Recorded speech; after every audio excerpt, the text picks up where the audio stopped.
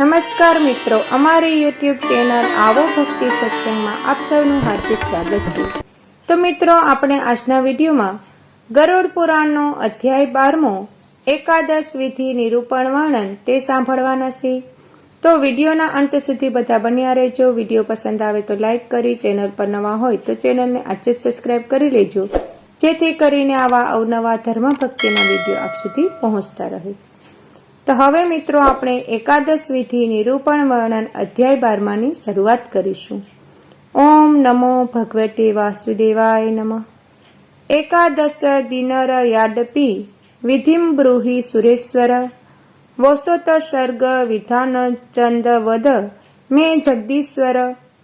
ગરુડજી પૂછે છે, હે સુરેશ્વર ભગવાન, હવે મને 11માના દિવસની વિધિ કહો તથા હે જગદીશ્વર, વૃષોત્સર્ગ વિધાન પણ મને જણાવો। ત્યારે ભગવાન શ્રી હરિએ કહ્યું, હે ગરુડ, 11માના દિવસે સવારે જળાશય સમીપ અત્યંત શ્રદ્ધાથી ઔદ્યોગદેહિક ક્રિયા કરવી, વેદશાસ્ત્ર જ્ઞાતા બ્રાહ્મણને બોલાવીને તેમને નમસ્કાર કરીને પ્રેતની મુક્તિ માટે તેમને વિનંતી કરવી, ગૌર સહિત સ્નાન અને સંધ્યાદિ કર્મ કર્યા બાદ 11મા દિવસે યથાવિધિ કર્મ કરવું, 10 દિવસ સુધી મંત્રહીન નામ અને ગોત્રાચાર કરીને શ્રાદ્ધ કરવાનું છે, પણ 11મા દિવસે મંગલ સહિત પિંડદાન કરીને શ્રાદ્ધ કરવું। વિષ્ણુની સોનાની પ્રતિમા બનાવવી, બ્રહ્માજીની ચાંદીની મૂર્તિ બનાવવી, શિવજીની તાંબાની મૂર્તિ બનાવવી અને યમરાજની લોખંડની મૂર્તિ બનાવવી, ગંગાજળથી ભરેલો વિષ્ણુ કુંભ પશ્ચિમ દિશામાં તેના પર વિષ્ણુની મૂર્તિને પીળું વસ્ત્ર પહેરાવીને સ્થાપિત કરવી, દૂધ અને પાણીથી ભરેલો કુંભ પૂર્વ દિશામાં સ્થાપિત કરવો, તેના પર સફેદ વસ્ત્ર પહેરાવી બ્રહ્માજીની પ્રતિમા સ્થાપિત કરવી, મધ અને ઘીથી ભરેલો કુંભ ઉત્તર દિશામાં સ્થાપિત કરીને તેના પર લાલ વસ્ત્ર પહેરાવી શિવજીની પ્રતિમા સ્થાપિત કરવી, માત્ર જળથી ભરેલો કુંભ દક્ષિણ દિશામાં સ્થાપિત કરીને કાળું વસ્ત્ર ઓઢાડેલી યમરાજની મૂર્તિ તેના પર સ્થાપિત કરવી। આ ચારેય કુંભની મધ્યમાં રંગથી મંડળ રચવું અને તેના પર કૌશિક નામના બ્રાહ્મણની પ્રતિમા સ્થાપિત કરી દક્ષિણ દિશામાં મોં રાખીને જનોઈને અપસ્ય કરીને તર્પણ કરવું, ત્યારબાદ હોમ કરીને દલધર આદિ દ્વારા શ્રાદ્ધ કરવું જોઈએ। ત્યાર પછી પિતૃઓના ઉદ્ધાર માટે ગોદાન કરવું, દાન કરતી વખતે પ્રાર્થના કરવી કે હે પ્રભુ, આ ગાય મેં પ્રસન્નતાપૂર્વક આપને સમર્પિત કરી છે। ત્યાર પછી મૃતકે વાપરેલા વસ્ત્ર, આભૂષણો, વાહન તેમજ ઘીથી ભરેલું કાંસાનું પાત્ર અને જે કંઈ સપ્તધાન ઉપલબ્ધ હોય તે સર્વનું દાન આપવું। તલ આદિ 8 મહાદાન જે અંતકાળે આપ્યા ન હોય તે પણ સયાદાનની સાથે આપવા। જે બ્રાહ્મણને સયાદાન આપવાનું હોય તેના પગ ધોઈ તેમને વસ્ત્ર અને અલંકાર આપવા તથા તેમનું પૂજન કરવું। તેમને સિદ્ધ કરેલું યાની રસોઈ બનાવવી હોય તો તેમને લાડુ, પુડલા, અડદની દાળના વાટેલા વડા, ખીર પીરસીને ભોજન કરાવવું। ત્યાર પછી ક્રિયા કરનાર પુત્રે સૈયા પર સોનાના પુરુષને સ્થાપિત કરવો, એ પુરુષનું પૂજન કરી એ સૈયા વિધિવત બ્રાહ્મણને આપવી। પછી બ્રાહ્મણને પ્રાર્થના કરવી કે હે ભૂદેવ, પ્રેતની પ્રતિમા વાળી અને તમામ સામગ્રીથી સજ્જિત આ સૈયા મેં તમને સમર્પિત કરી છે।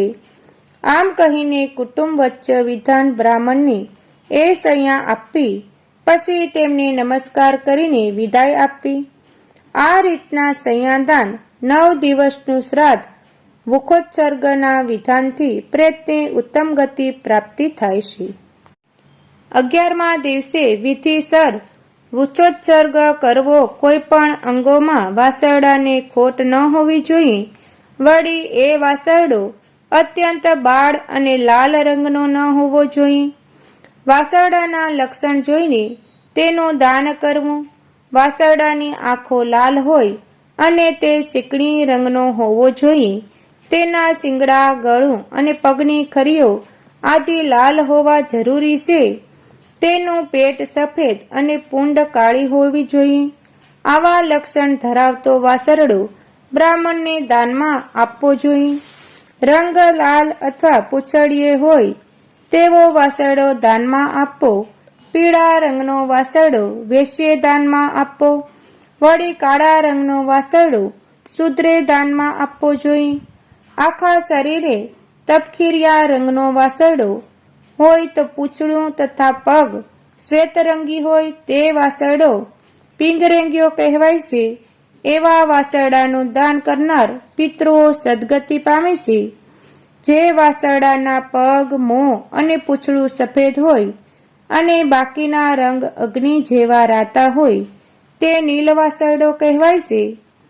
જે રંગ લાલ હોવા છતાં મોઢે તેમજ પૂંછડીએ સફેદ હોય અને તેની ખરીઓ તેમજ શિંગડા તપખીરિયા રંગના હોય તે વાસરડો રક્તનીલ કહેવાય છે.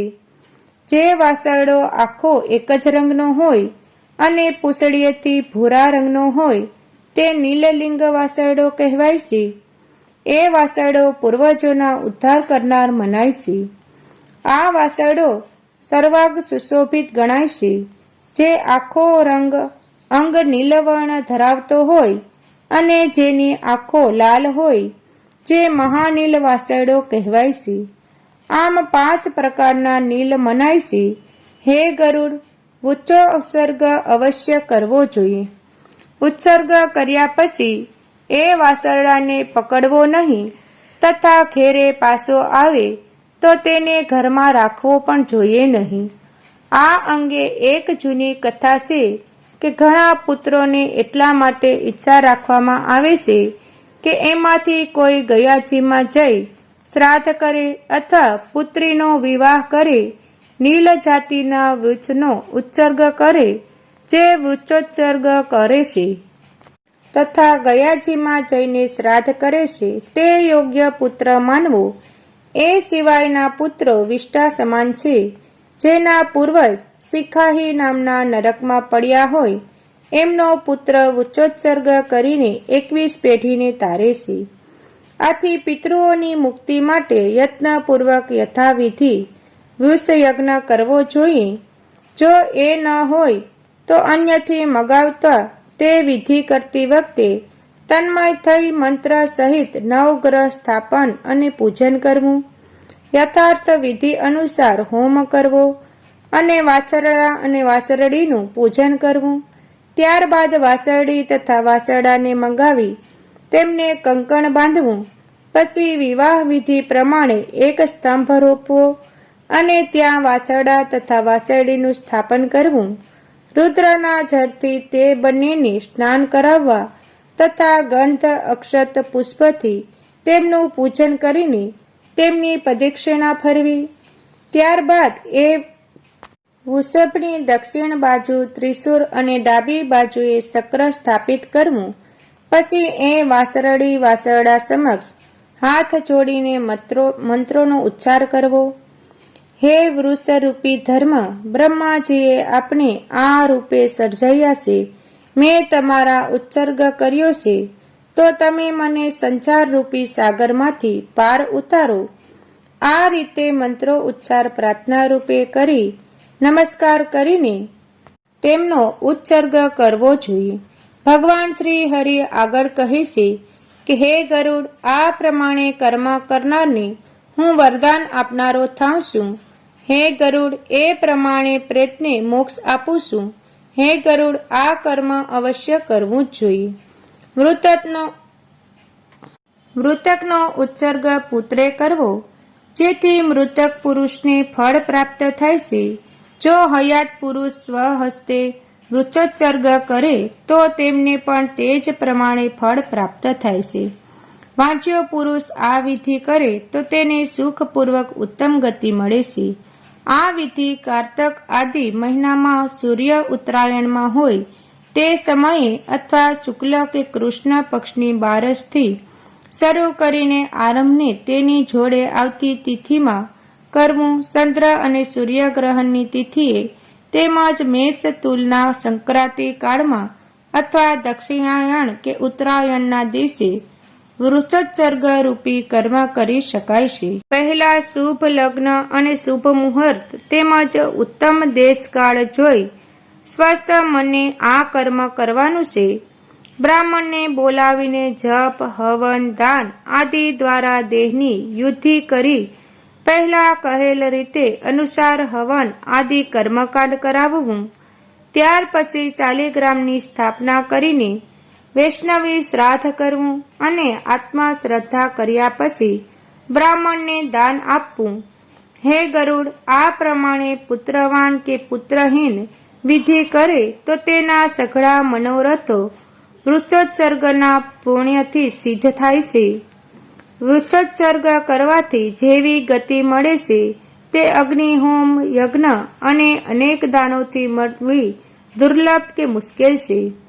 બાળ કિશોર કુમાર તારુણ્ય કે વૃદ્ધાવસ્થામાં જે પાપ કર્મ કર્યા હોય તે સર્વનો નાશ વૃક્ષોત્સર્ગ રૂપી કર્મથી થાય છે. તેમાં કોઈ શંકાને સ્થાન નથી. મિત્રદોહ મદપાન કરનાર, ગુરુ પત્ની સાથે સહગમન, બ્રહ્મ હત્યા કે સોનું ચોરનાર આદિ પાપોમાંથી વૃક્ષોત્સર્ગ કરનાર મુક્ત થાય છે. આથી શ્રદ્ધા તથા પ્રીતિપૂર્વક વૃક્ષ યજ્ઞ કરવો હિતાવહ છે. હે ગરુડ, વૃક્ષોત્સર્ગ જેવું પુણ્ય આ જગતમાં બીજે ક્યાંય નથી. સ્ત્રી પતિ તથા પુત્રને આરોગ્ય પ્રાપ્ત થાય તેવા હેતુને ધ્યાનમાં રાખી વૃક્ષોત્સર્ગ કરવો નહીં. તેણે અતિ દૂધ આપનારી ગાય બ્રાહ્મણને દાનમાં આપવી. હે ગરુડ, જે પુરુષ આખલા પર આરૂઢ થઈને પોતાના દેહનો તથા અન્ય ભાર ઉપડાવે છે તે મહાપ્રલયકાળ સુધી ભયંકર નરકમાં સબડતો રહે છે. જે પુરુષ નિર્દય બનીને બળદ કે આખલાને સખત રીતે મારે છે તે કલ્પ સુધી યમયાતનાઓ વેઠવી પડે છે. આ રીતે વૃક્ષોત્સર્ગ કરીને સપિંડી સુધી શ્રાદ્ધ કરવું જોઈએ. તેનો સમય અને વિધિ હું તમને હવે જણાવું છું. પહેલો પિંડ મૃત્યુ પામ્યા હોય તે જગ્યાએ, બીજો પિંડ ઘરના પ્રવેશ દ્વારે, ત્રીજો પિંડ સ્મશાનના અર્ધમાર્ગે, ચોથો પિંડ સીતામાં, પાંચમો પિંડ શબના હાથમાં અને છઠ્ઠો પિંડ શબના હાડકા એકત્ર કરવાના સ્થળે. આમ 10 પિંડ 10 દિવસ સુધી આ રીતે આપવા. આમ 16 પિંડ થયા. પહેલું તથા 16 શ્રાદ્ધ મલિન શ્રાદ્ધ કહેવાય છે. હવે 16માનું બીજું શ્રાદ્ધ કહ્યું છે. પહેલો પિંડ વિષ્ણુને, બીજા શિવજીને, ત્રીજો પિંડ સહપરિવાર યમરાજને આપવો. ચોથો પિંડ ચંદ્રને, પાંચમો અગ્નિનો અને છઠ્ઠો કવ્યવાન દેહને તેમજ સાતમો પિંડ કાળદેવને આપવો. આઠમો પિંડ રુદ્રનો, નવમો પુરુષ દેવને, 10મો પ્રેતને અને વિષ્ણુને 11મો પિંડ અર્પણ કરવો. 12મો પિંડ બ્રહ્માજીને, 13મો પિંડ શ્રી હરિને, 14મો શિવજીને તેમજ 15મો પિંડ યમરાજને આપવો. 16મો પિંડ યમપુરુષને આપવો. આ શ્રાદ્ધને તત્વવેતાએ મધ્યમ ષોડક્ષ રૂપે ઓળખવા છે. 4 માસ સુધી સતત દર મહિને આ માસિક શ્રાદ્ધ કરવું જોઈએ. 12 માસ અને પાક્ષિક ત્રિપાક્ષિક ન્યુયાબીત આમ તે પ્રમાણે 16 શ્રાદ્ધ કરવા. હે ગરુડ, તમને ઉત્તમ 66 શ્રાદ્ધ કહ્યા. 11મા દિવસે શરૂના પિંડ આપીને આ શ્રાદ્ધ કરવું. જેની પાછળ 48 શ્રાદ્ધ થાય છે તેના પ્રેતત્વ શીઘ્રતાપૂર્વક નાશ થાય છે અને પ્રેતત્વની યુક્ત બની તે પિતૃઓની પંક્તિમાં પ્રવેશે છે. પિતૃઓની પંક્તિમાં પ્રવેશવા માટે આ 48 શ્રાદ્ધ અવશ્ય કરવા જ જોઈએ. જેની પાછળ આ શ્રાદ્ધ થતા નથી તેનું પ્રેતત્વપણું એવું ને એવું જ કાયમને માટે રહે છે. જ્યાં સુધી 48 શ્રાદ્ધ કરવામાં ન આવે ત્યાં સુધી પ્રેતપણાનો નાશ થાય નહીં. ત્યાં સુધી સ્વદત્ત શ્રાદ્ધ તે પામતો નથી. આથી પુત્રે યથાવિધિપૂર્વક આ શ્રાદ્ધ અવશ્ય કરવા. પત્નીએ પોતાના પતિ પાછળ આ શ્રાદ્ધ કરીને તેના પ્રેતપણામાંથી તેને મુક્ત કરવો. તે આમ કરે તો તેને પણ અનંત ફળ પ્રાપ્ત થાય છે. મૃત્યુ પામનાર પતિનું ઉત્તરવાદેહિક કર્મ કરનાર સ્ત્રી પ્રત્યેક વર્ષે શ્રાદ્ધ યજ્ઞાદિ કરે તો તે સતી નારી કહેવાય છે. આ રીતનો કર્મ કરીને જે જીવન ગાળે છે તે પતિના ઉપકારથી જ જીવન ગાળે છે તેમ માનવું. મૃત્યુ પામનાર પતિના આત્માનું સેવન કરનાર સ્ત્રીનું જીવન સફળ થયું એમ માનવું. હે ગરુડ, જેમ કોઈ માનવ અસાવધપણે અકસ્માતે દેવયાંગે જળ કે અગ્નિમાં પડીને મૃત્યુ પામે તો તેને નારાયણ બલિ આદિ સર્વ ક્રિયાઓ કરવી જોઈએ. સર્પદંશથી મરણ પામનારની પાછળ શુક્લ અને કૃષ્ણ પક્ષની પાસમના દિવસે નાગપૂજન કરવું. નાગપૂજનમાં ધરતી પર લોટથી નાગ દોરવા અને તેમની સુગંધિત યુક્ત સફેદ પુષ્પોથી પૂજન કરી ચંદન અક્ષાદિ ચડાવવા. તેમને ધૂપ દીપ સમર્પિત કરી તલ અને અક્ષત ચડાવવા. ત્યાર પછી તેમને કુબેરનું નિવેદ સમર્પિત કરવું અને દૂધ પણ અર્પણ કરવું. પછી ભૂદેવને યથાશક્તિ સુવર્ણદાન તેમજ ગોદાન આપીને હાથ જોડીને નાગરાજને કહ્યું, હે નાગરાજ, મારી પૂજાથી આપને સંતોષ થજો. ત્યારબાદ એ મરનારને નારાયણ બલિની ક્રિયા કરવી. નારાયણ બલિની ક્રિયાથી જીવ સમસ્ત પાપકોમાંથી મુક્તિ થઈ સ્વર્ગ પામી શકે છે.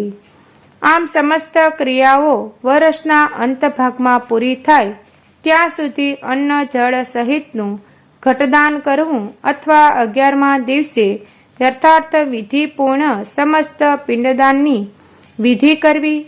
આ રીતે સઘળા કર્મો 11મા દિવસે કરીને 12મા દિવસે સપિંડી કર્યા બાદ સૂતક ઉતરે ત્યારે સંયાદાન અને પડદાન કરવું અત્યંત જરૂરી છે. ઇતિ શ્રી ગરુડ પુરાણે ચારોદ્ધારે એકાદશ સિદ્ધિ દિનવિધિ નિરૂપણ નામ 12મો અધ્યાય સમાપ્ત. તો મિત્રો, આ વિડીયોમાં આપણે ગરુડ પુરાણનો અધ્યાય 12મો સાંભળ્યો. વિડીયો પસંદ આવે તો લાઈક કરજો. હવે નવા વિડીયો સાથે મળીશું. ત્યાં સુધી સૌને જય સિયારામ, જય શ્રી કૃષ્ણ.